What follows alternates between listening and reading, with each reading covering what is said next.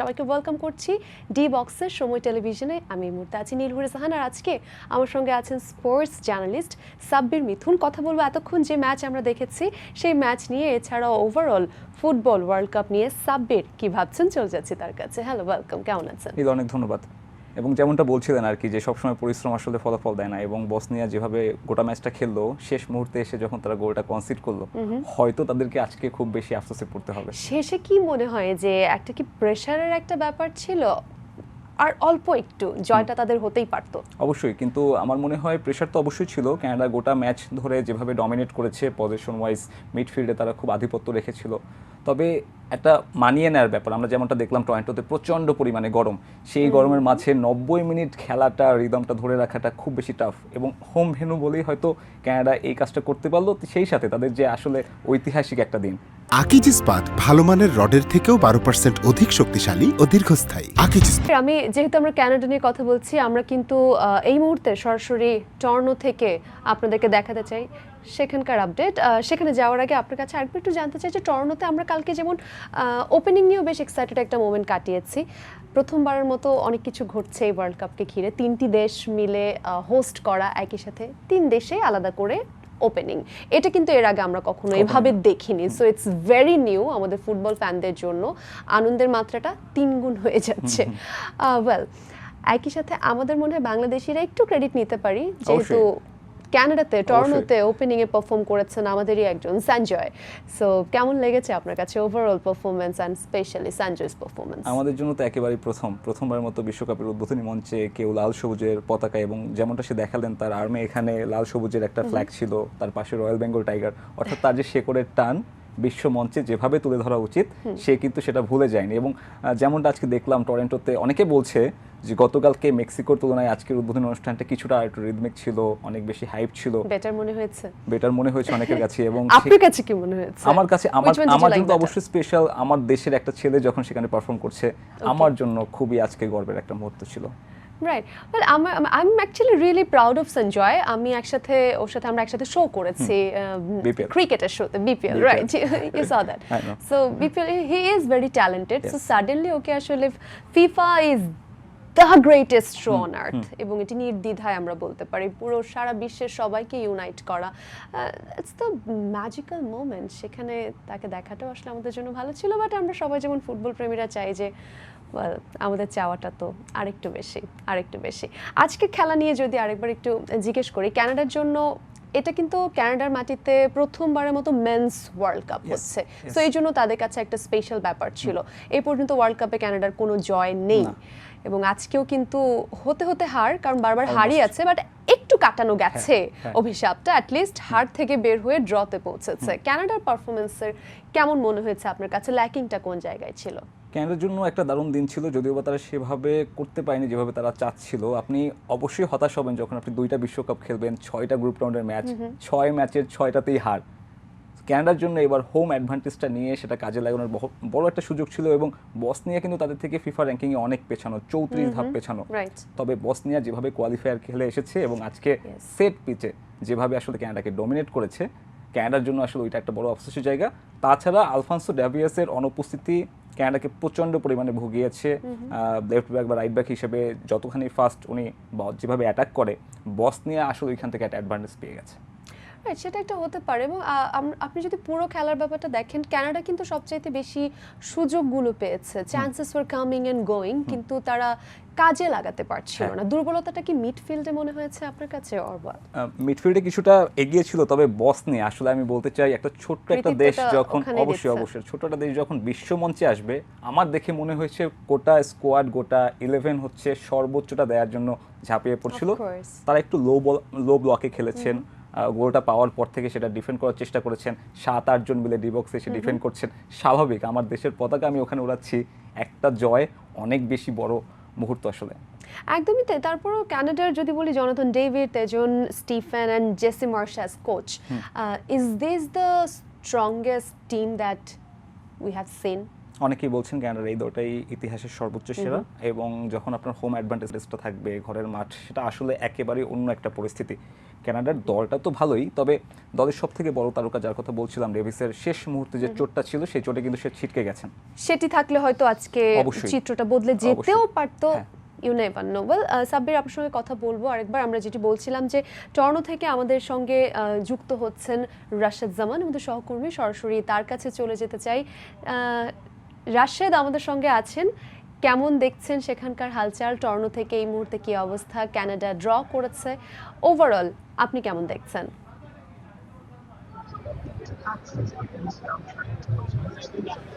আয়োজক হিসাবে ইতিহাসের পাতায় নাম লিখালেও সেই আরাধ্য জয়টি কিন্তু অধরাই রয়ে গেল কানাডার। তবে শেষমেশ একটি বড় কথা হলো যে কানাডাকে মোটা হার মেনে নিয়ে আসলে মাঠ ছাড়তে হয়নি। শেষ মুহূর্তের গোলে বলা, শেষ দ্বিতীয়ার্ধের প্রায় মাঝামাঝি সময়ের যে গোলটি হয়েছে, সেই গোলের ফলে আসলে ম্যাচের সমতা ফিরিয়ে কানাডা, আমরা দেখলাম যে এই মুহূর্তে যে যদি বলি দর্শক যারা রয়েছে, দর্শকদের ঢল নেমেছে, তারা আসলে মাঠ ছেড়ে এখান থেকে বেরোচ্ছে। আমরা দেখতে পাচ্ছি যারা রয়েছেন তারা কিন্তু খেলা দেখে দর্শকরা বের হচ্ছেন, এবং সবাই মোটামুটি একটু স্বস্তি নিয়ে ফিরেছেন। কারণ পুরো খেলায়, পুরো মাঠ জুড়ে কানাডা যে আধিপত্য দেখিয়েছে, আধিপত্য দেখালেও প্রায় 75 মিনিট পর্যন্ত তারা গোলবঞ্চিত ছিলেন, এবং শুধুমাত্র যে গোলবঞ্চিত ছিল তাই নয়, তারা কিন্তু আসলে তাদের একটি গোল হজমও করতে হয়েছিল প্রথমার্ধে, যে কারণে আসলে দর্শকদের যে টান উত্তেজনা সেটি কিন্তু একদম ছিল। তবে 75 মিনিটে এসে দর্শক যখন আসলে গোলটি হয়, সেই গোল হওয়ার পরে আমরা দেখলাম যে তখন কিন্তু কিছুটা হলেও স্টেডিয়ামে, excuse me, can I talk to you? Did you enjoy the game? Yeah, it was great. Yeah, it's Good atmosphere. Canada dominated the first half. Should have really put a goal in, but didn't. What do you think? I think Canada played well. They dominated the game, but it's draw. How do you It's a feel? draw, you know. That's what happens. Tough in the World Cup, right?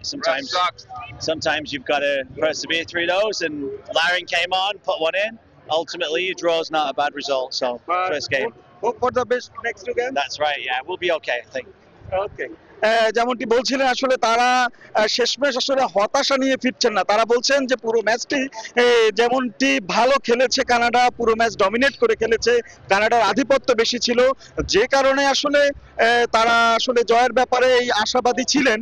কিন্তু আসলে যেহেতু তারা পিছিয়ে পড়েছিলেন, সে পিছিয়ে পড়া থেকে দ্বিতীয় অর্ধে যখন কানাডা আবার গোল শোধ করতে মরিয়া হয়েছিলেন, তারা যখন গোল শোধ করে ব্যাক করেছেন, ম্যাচে ফিরেছেন, ম্যাচ ড্র নিয়ে মাঠ ছেড়েছেন, সেই বিষয়টি কিন্তু আসলে দর্শকরা অন্তত এইটুকু স্বস্তি নিয়ে ফিরছেন যে কানাডা প্রথম ম্যাচে হারতে পারেনি। তবে যে বিষয়টি আসলে ছিল সবার নজরে, দর্শকরা যেটা বলছিলেন যে আজকে প্রথম ম্যাচ, এবং তাদের এই বসনিয়া হার্জেগোভিনার বিপক্ষে প্রথম ম্যাচে তাদের একটি বড় সুযোগ ছিল। যেমনটা আমরা শুনছিলাম, রাশেদ যেমন বলছিলেন যে তারা স্যাড নন একেবারে, এবং যতটা ডমিনেন্স দিয়ে খেলেছে এবং যে ফলাফলটি কানাডা নিজেদের করেছে, দে আর হ্যাপি উইথ দ্যাট। কেমন মনে হলো? ডেফিনেটলি নীল, আপনি 1-0 তে পিছিয়ে ছিলেন, সেখান থেকে আপনার একটা সুপার সাব আসলো, কাইল লাইনের কথা বলছিলেন, সেখান থেকে হেরে যাওয়া ম্যাচ ড্র করে মাঠ ছাড়ছেন, কানাডিয়ানরা মাস্ট বি হ্যাপি। হ্যাঁ, আমরা যেমন বলছিলাম যে অনেকগুলো চান্স কানাডার দিকে এসেছিল, সেটা হয়তো ঠিকমতো কাজে লাগাতে পারেনি, বাট বসনিয়া কিন্তু দেখিয়ে দিয়েছে যে কেমন করে সুযোগটা কাজে লাগাতে হয়। একদম কি পারফেক্ট আন্ডারডগ গেম প্ল্যান, এটাকেই বলবো বলা যায়। এবং গ্রুপ বিতে অনেকেই আসলে বসনিয়াকে হালকাভাবে নিচ্ছিল। আজকের ম্যাচের পরে সুইজারল্যান্ড কিংবা বাকি যে দলটা রয়েছে, তারা আসলে বসনিয়াকে হালকাভাবে নিবে না। তার সাথে আমার মনে হয় ওদের অ্যাডভান্টেজটা হচ্ছে ওদের হাইট, ফিজিক্যালি অনেক আগানো। আজকে ফার্স্ট হাফে ওরা এরিয়ার বলে 34টার মধ্যে 27টা এরিয়ালে ওরা জিতেছে। এই ডুয়েল জেতাটা কিন্তু খুব টাফ। কানাডাও আসলে ফিজিক্যালি অতটা পেছানো না, তাদের সাথে আসলে 34টার মধ্যে 27টা বল আপনি জিতছেন। আমার মনে হয় গোটা বিশ্বকাপে বসনিয়ার জন্য এটা অ্যাডভান্টেজ হবে।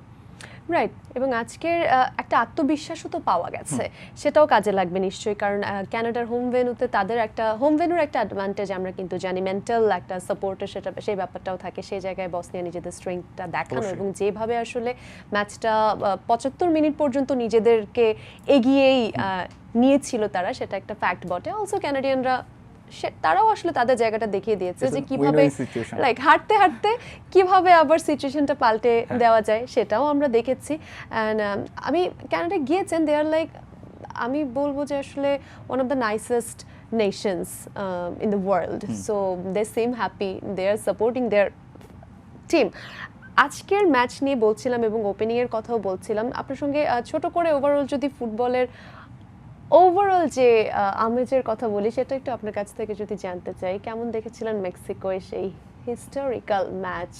আপনি শুরুতে যেমনটা বললেন যে 3 দেশে 3টা ভিন্ন ওপেনিং, যখন আপনি মেক্সিকো থেকে টরন্টোতে যাচ্ছেন টোটালি কালচারটা ডিফারেন্ট হয়ে যাচ্ছে। একদমই তাই।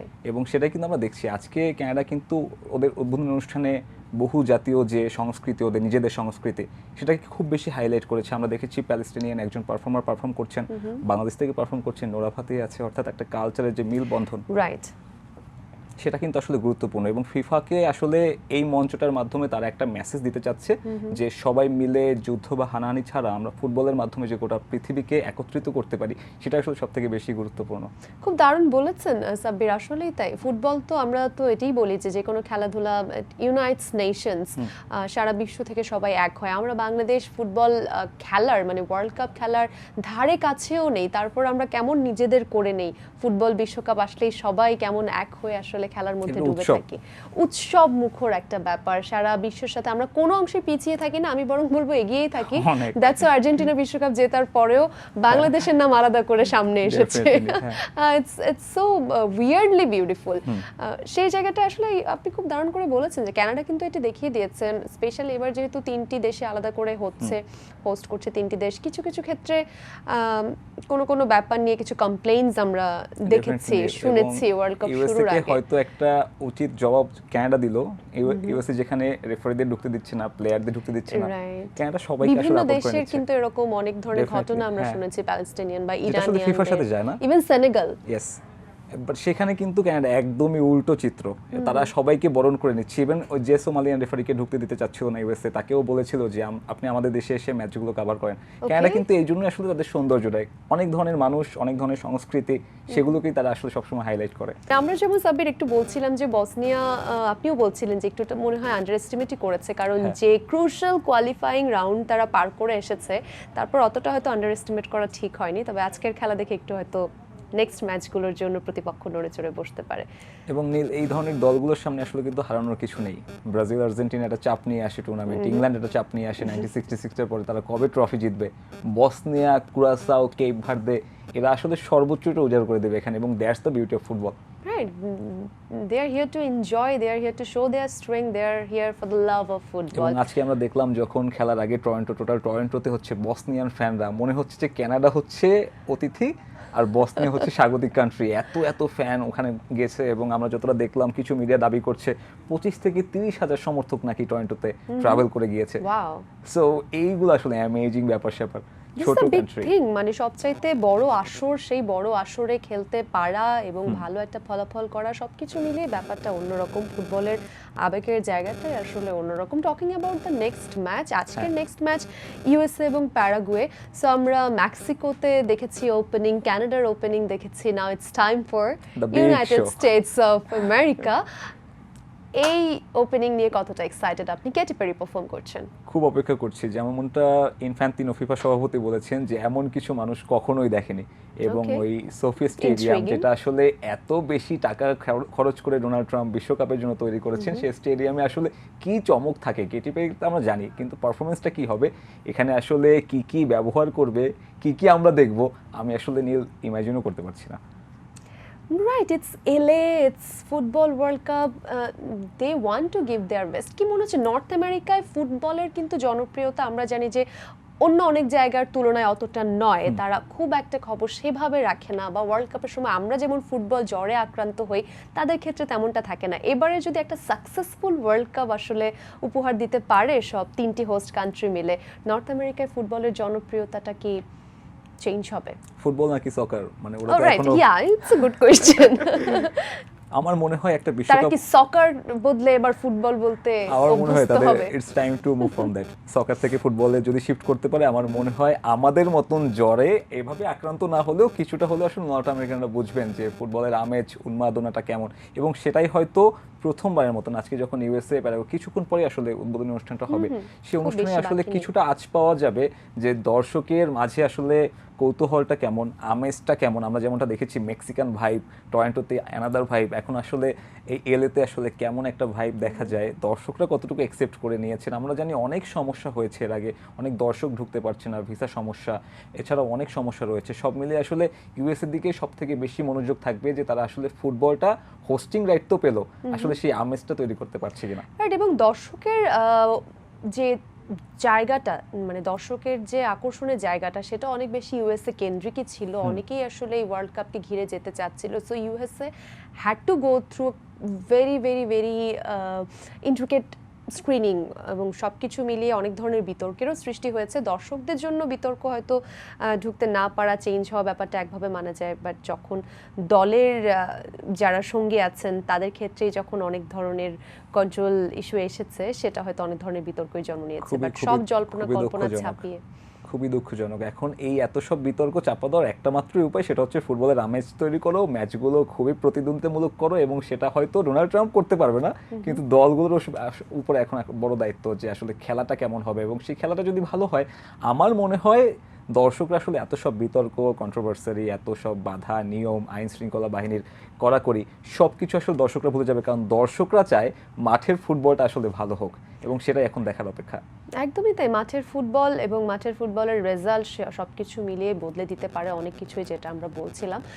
এবার নেক্সট আপনাকে মনে করিয়ে দিতে চাই যে এই ইউএসএ প্যারাগুয়ে ম্যাচের থেকেও কিন্তু সবথেকে বেশি আলোচনায় যে ম্যাচটি রয়েছে সেটা হচ্ছে ব্রাজিল তাদের এক্স্যাক্টলি সেখানেই যাচ্ছিলাম, শুরু করতে যাচ্ছে, এবং এই বিশ্বকাপের প্রথম হট ফেভারিট টিম যারা আসলে মাঠে নামতে যাচ্ছে। আপনার কি মনে হয় এই ম্যাচে আসলে কেমন উদ্দীপনা ব্রাজিল দেখাতে পারে? Sabir, it's a very good question. আমি আসলে ধীরে ধীরে সেদিকে যাচ্ছিলাম যে নেক্সট ম্যাচ, এখন ইউএসএ প্যারাগুয়ে বাদ দিয়ে তো আর পরেরটাতে জাম্প করতে পারছিলাম না, বাট জানি যে দুজনেই চাচ্ছি। আর আমার জন্য তো এক্সাইটমেন্টটা একটু বেশি, বিকজ মনে হয় আমার বলা উচিত না as the host, but it's known I am a Brazil fan. You can say that. দর্শকরা খুবই ডিসঅ্যাপয়েন্ট হবে। আপনি কোন দল?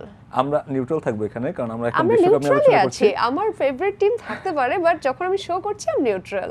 বাট আমরা এক্সপেক্ট করব আর কি যে আপনি ব্রাজিলের প্রতি কোনো একটা সফট কর্নার শো করবেন। আমার আপনার কথা শুনে মনে হচ্ছে আপনি মনে হয় আমিও ব্রাজিল ফ্যান, বাট আমি আসলে চাই যে মরক্কোর বিপক্ষে ব্রাজিল খুব ভালো একটা শুরু করুক, বাট কাজটা কিন্তু কঠিন হবে। মরক্কো কিন্তু গতবারে সেমিফাইনালিস্ট, এবং এইবার ব্রাজিল কিন্তু নেইমারকে ছাড়া খেলতে হচ্ছে। এটা নিয়ে তো বারবারই আসলে কথা চলছে ব্রাজিলের। আমরা অনেক সময় দল হিসেবে সাপোর্ট করা বা নেশন হিসেবে, দেশ হিসেবে সাপোর্ট করা, সেটা যেমন থাকে, ফেভারিট টিম থাকে, তার চাইতে কিন্তু অনেক বেশি ছাপিয়ে যায় প্লেয়ার, ফেভারিট প্লেয়ার, কার খেলা দেখবো। শুধুমাত্র একটা দেশ না, সেখানে বিশেষ কয়েকজন প্লেয়ারের খেলা দেখার জন্য আমরা মুখিয়ে থাকি, সেই ব্যাপারটা আছে ফুটবল প্রেমীদের কাছে।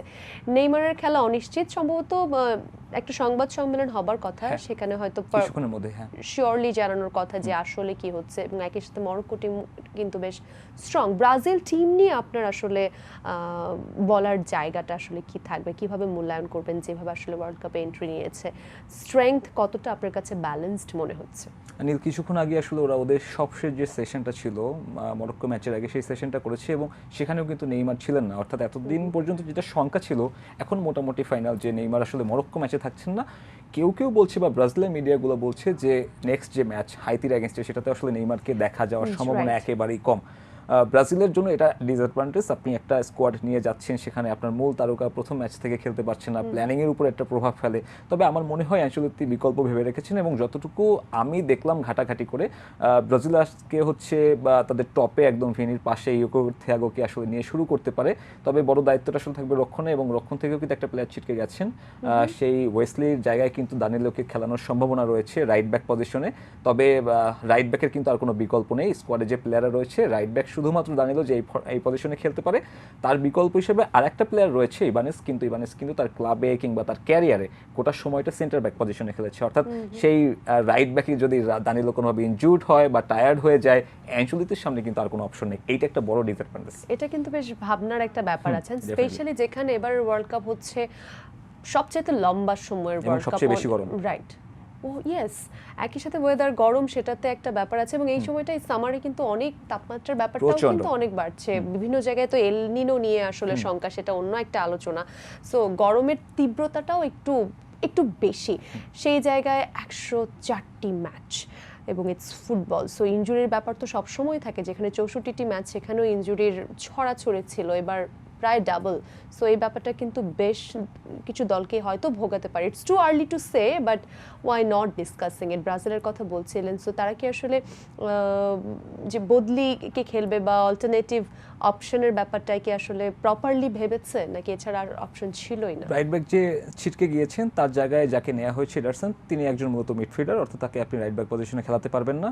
অনলি অপশন ইজ দানিলো, কিংবা আপনার ফরমেশনটা চেঞ্জ করে দিয়ে আপনার ডিফেন্স লাইনে 4 জনের জায়গায় 3 জন করতে হবে, যেটা আরও বেশি ঝুঁকিপূর্ণ হয়ে যাবে, কারণ মরক্কো খুব বেশি কাউন্টার অ্যাটাকিং ফুটবল খেলে, তখন আপনার ডিফেন্স লাইনটা নিয়ে আপনার চিন্তা করতে হবে। আমার মনে হয় না আনচেলত্তি ডিফেন্স লাইনে একজন কমাবেন, ফরমেশনটা সম্ভবত 4-2-1-2 হতে পারে। সেক্ষেত্রে আসলে ডিফেন্স লাইনে সাথেও আসলে ক্যাসিমিরো বা ব্রুনো গিমারেস, যারা আসলে ডিফেন্সিভ মিডফিল্ডার হিসেবে খেলেন বা সেন্টার মিডফিল্ডে খেলেন, তাদের উপরে দায়িত্বটা অনেক বেশি থাকবে, কারণ মরক্কো যে ধরনের ফাস্ট ফুটবল খেলে তাতে কিন্তু তাদের জন্য আসলে খুব বেশি একটা বড় থ্রেট হতে পারে। যদিও বা মরক্কোর একটা প্লেয়ারও ছিটকে গেছেন ইনজুরিতে, সেটাও আসলে দুই দলের জন্য ডিসঅ্যাডভান্টেজ, কিন্তু সব মিলিয়ে আসলে মরক্কোকে হালকাভাবে নেওয়ার কোনো সুযোগ নেই। ব্রাজিলের জন্য গ্রুপ পর্বে এই ম্যাচটাই সব থেকে কঠিন হতে যাচ্ছে।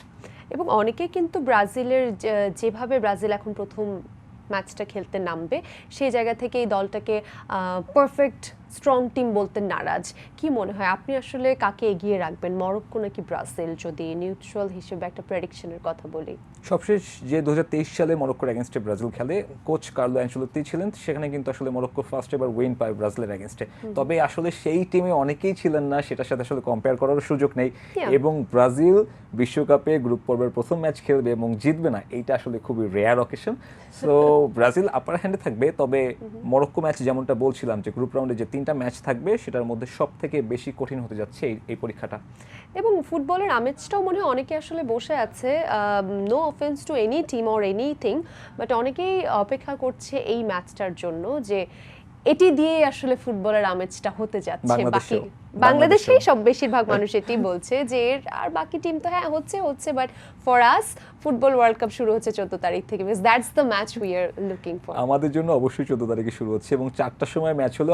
আমি এতটুকু বলতে পারি, বাংলাদেশের যে উন্মাদনা, যতগুলো জায়ান্ট স্ক্রিন রয়েছে, সময় সংবাদের মাধ্যমে খেলা দেখানো হচ্ছে, সেখানে আসলে কোনো ধরনের তিল ধরনের ঠাঁই থাকবে না, ইভেন টিএসসিতেও। সাব্বির, আপনি সেটা যাই বলুন, টাইমিং যত অড হোক, বাংলাদেশের মানুষ ফুটবল দেখবে না এটি কখনো হতেই পারে না। স্কুল থাকুক, পরীক্ষা থাকুক, অফিস থাকুক, রাত জেগে কিন্তু সবাই খেলা দেখছে, এবং যত সময় যাবে উন্মাদনা বাড়বে বই, কমবে না। ওয়েল, ইউএস এবং প্যারাগুয়ের খেলা আমাদের একেবারেই নেক্সট ম্যাচ, কিছুক্ষণ পরেই আমরা উদ্বোধনী আয়োজন দেখব ইউএসএতে, এবং আমরা কিন্তু আপনি কিন্তু আমার এক্সাইটমেন্ট আরো বাড়িয়ে দিয়েছেন। সো সোফি স্টেডিয়ামে কি হতে যাচ্ছে, কি সারপ্রাইজ অপেক্ষা করছে? ডোনাল্ড ট্রাম্প স্পেশালি এই স্টেডিয়ামটি তৈরি করেছে একটা দীর্ঘ সময় কাজে লাগিয়ে for this world cup, for FIFA world cup 2026।